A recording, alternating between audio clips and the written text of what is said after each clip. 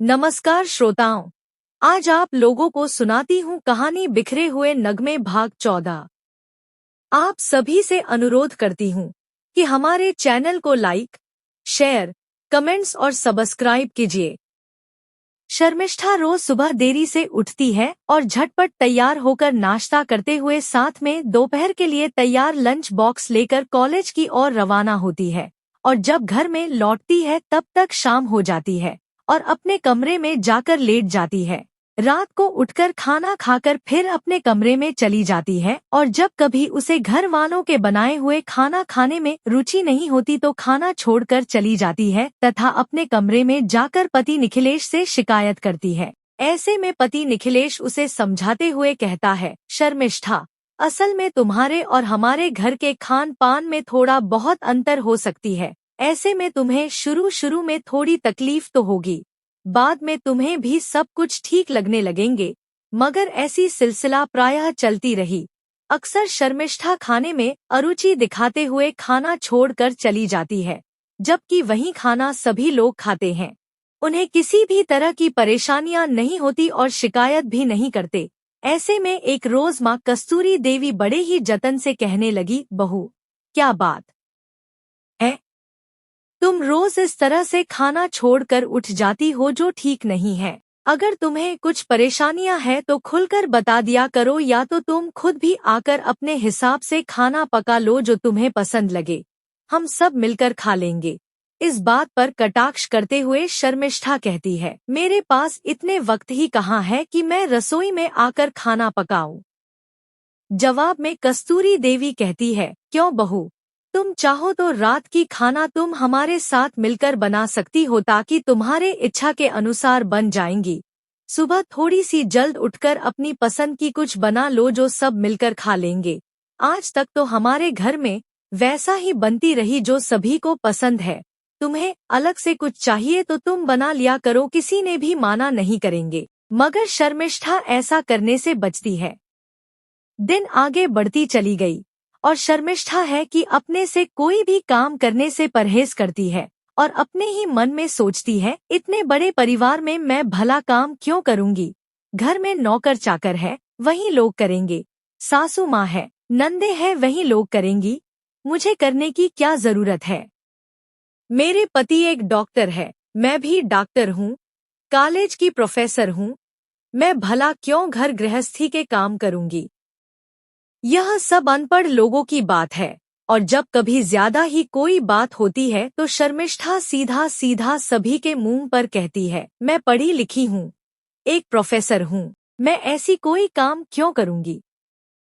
मेरे पति डॉक्टर है, हमारे घर में नौकर चाकर है, जरूरत पड़ी तो और भी 2-4 नौकर रख लीजिए, कोई फर्क नहीं पड़ता, मगर यह खाना पकाना और घर की कामकाज मुझसे नहीं होगी।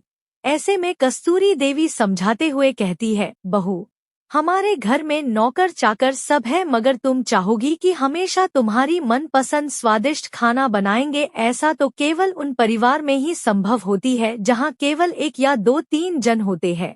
मगर जहाँ पर 8-10 लोग होते हैं वहाँ पर सभी के लिए अलग अलग तरीके से स्वादिष्ट खाना बनेगी, ऐसा हमेशा संभव नहीं हो पाता।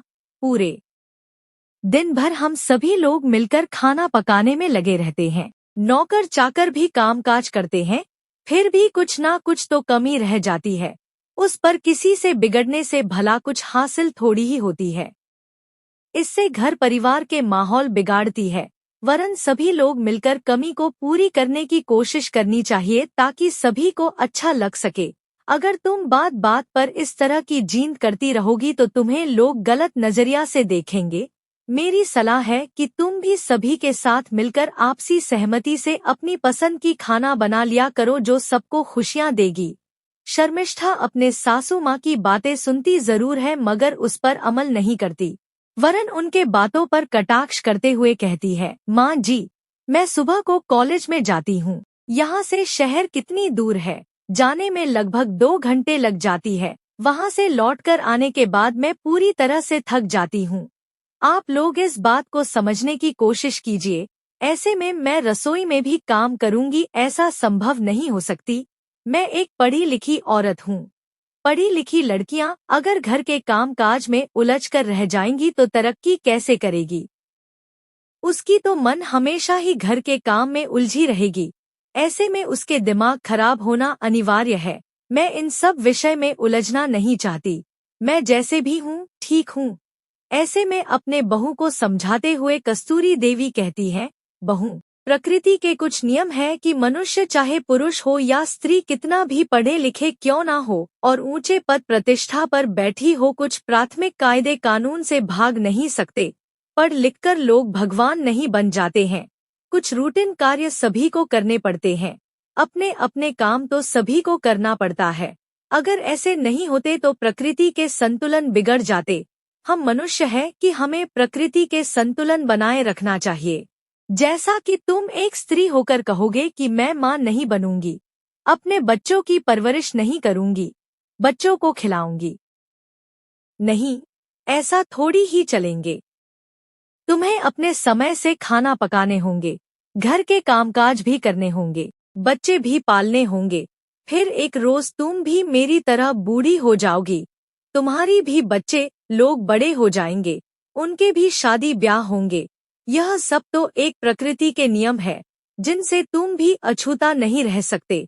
अगर तुम इन सारे सिस्टम को नकारने की कोशिश करोगे तो एक रोज तुम अकेली हो जाओगी। एक अकेली ने संग जीवन व्यतीत करने पर तुम्हें मजबूर होना पड़ेगा। समाप्त। कहानी के अगले भाग के लिए हमारे साथ बने रहिए। धन्यवाद।